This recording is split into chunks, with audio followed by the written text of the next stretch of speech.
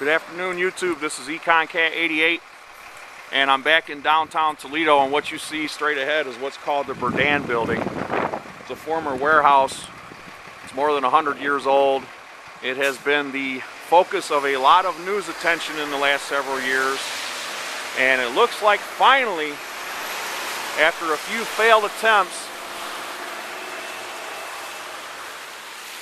our political leaders have finally gotten their way with the developers and getting the grants lined up and whatever else goes on in these scams.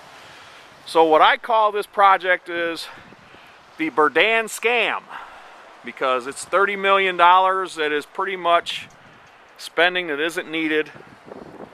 It's going to produce 115 apartments, so that comes out to about $260,000 each for those 115 apartments in a dead zone, downtown Toledo.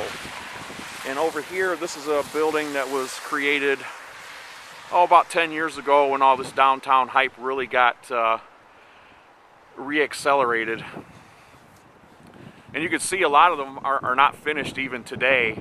They gave them 15-year tax abatements, which means the rest of us who pay property taxes in the city either get less services or have to pay higher taxes to make up for the lost revenue.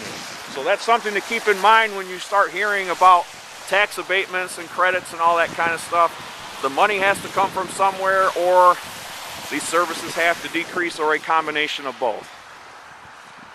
So there are two developers that are involved in it. Well, two partners that are involved with this, and they did a building over here called the Standard Lofts, and that's about 60 or 70 apartments. And if you live in Toledo, you're probably aware of this. But what I'm trying to focus on is you have to learn how to decipher the hype, because they talk about how much of a success this building is. It's only been open for a year. So it isn't like there's a huge, long-standing track record here. And for the city of Toledo to be handing out this kind of money is just ridiculous.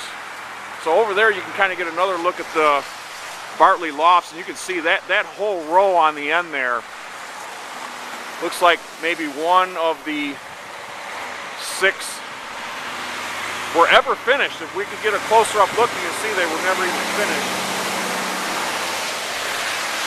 And another thing that you really need to think about to kind of help decipher some of this hype is why are the political leaders here so focused on these developments? Well, it makes me curious.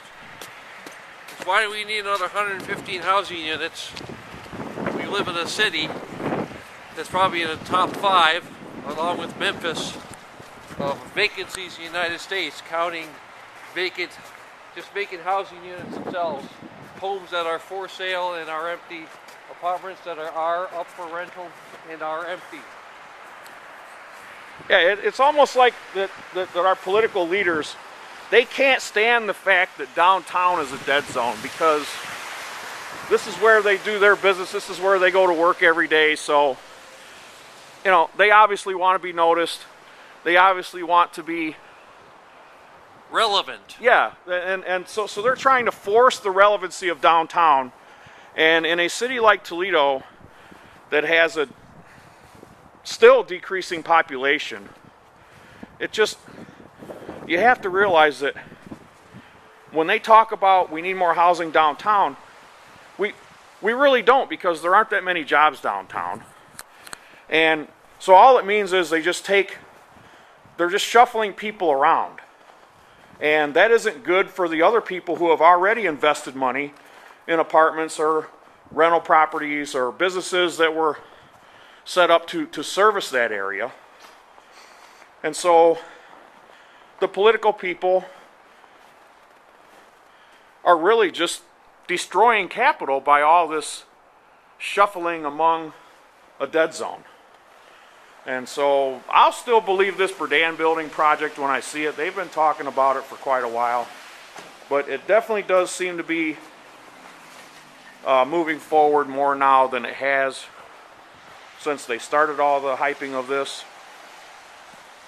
But realize, if you're from Toledo and you don't live downtown and you don't own a business right around this particular area, and some of the people that you read on these blogs and forums and from the newspaper, they have a vested stake in this area. So they're kind of, I guess the phrase I want to use is, they're touting their own book. So obviously the CEO of General Motors is going to tell you that GM makes the best cars. Somebody who's a CEO of McDonald's is going to tell you that's the best fast food place. People that own businesses downtown, or political people whose careers are tied to the success of downtown, are going to tell you that we must continue this. Like, Toledo is not going to survive if this doesn't happen. This building has been empty for, I believe, more than 40 years. So the city of Toledo has gotten along. 1975. Yes, it's been empty almost 40 years. So I don't really see why we must do this. We must do this because somebody is getting rich from this. That's the only, really the only way to look at it. And I believe out of the $30 million total, the two partners that are involved in this are putting in approximately $17 million of their own money. Which, you know, they are going to have some skin in the game per se, but if they can't make it happen with their own money, then in my opinion it just shouldn't happen. And they're getting a $2 million handout from the city, $5 million from some historical credit, and then another $5 million from the state, and just it's $30 million total, and there's about 17 of their own money involved. So if $2 billion is really that lacking, as from what the Blade told us, you can save $2 billion there somewhere. Why can't you just do half the building? Yeah, the other half can lay quiescent for a while. Okay, you can say $2 million is that sort of plan. So this just smells, because I'm talking about, this just smells like the steam plant. And every 2 to 3 years I hear the same sort of plan about the steam plant. It's a $20 million effort. They just need another $2 million from some fund. And then another 2 to 3 years pass and I hear nothing more about it. Yeah, and then from the news article also that was put out this week, they cited, well, the building's in worse shape than we first expected, and the windows need to be replaced. Yeah, I mean, no kidding. Okay, these windows, obviously anyone with 2 eyes would know that this building's not going to be restored without replacing all of these windows. Half of them are either knocked out or cracked and boarded up, and etc. So that's just fluff to add to the article.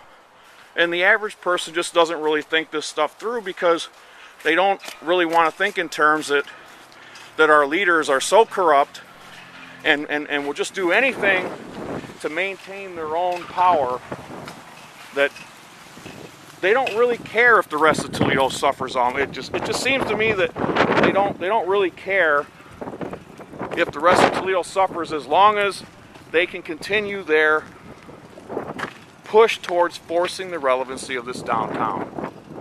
And so what I want to ask you, if you live in the city of Toledo, realize this.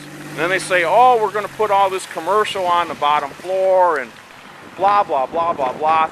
Every one of these buildings down here, whether it be the LaSalle building, the Hillcrest, the Commodore Perry, I can't even think of all the rest of them. And it really doesn't matter, because they all end the same. The Spitzer building. The Spitzer building. Nicholas building. Which we're going to do another one.